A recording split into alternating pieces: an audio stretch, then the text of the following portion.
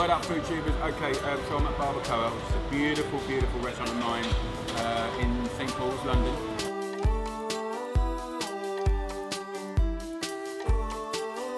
And it's really weird, like Barbecoa is essentially about meat and fire, but when it comes to desserts, this is Ed Loftus. He is our executive pastry chef here at Barbecoa. It's what am I eating today? So Ed, it looks incredible. I mean, look at that. At Barbecoa, we like to do all the classics really, and then put a little twist on them. So this is lemon meringue pie. It's about the lemon, and we got black currant. We got a beautiful black currant curd, and that's sitting on top of a really crunchy vanilla shortbread. And then we just topped that with beautiful little meringue peaks, toasted those off with a blowtorch, and we've got a really bitter, sharp lemon gel. So should I? Go for it. Do it. I think Ed's right. We kind of like to have fun with classics and then pimp the ride. It's all about nostalgia. It's got to sting to people. It's got to make people sort of think of those sort of flavours from their childhood. And lemon meringue pie, for me at school, we always had it. You know, every Friday was sort of lemon meringue pie day. So this still makes you think of that.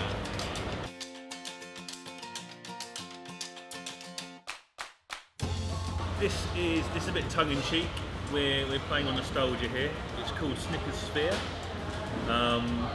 So all those beautiful components. Oh!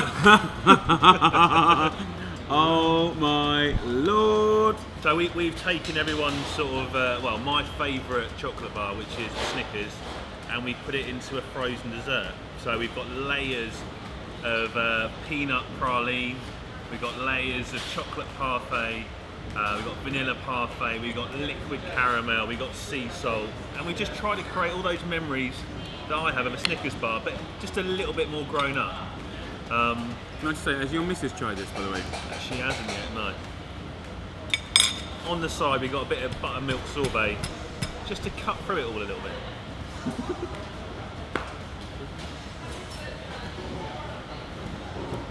It's the best-selling dessert in Barbecoa. I mean, people rave about this. I haven't tasted this before. No, it's new to you. That is in my top 5 desserts of all time. Wow. That is a phenomenal bit of work. That is a lot of work gone into that. Well done, mate. That's kind of recalibrated my expectations on chocolate desserts now. Memories.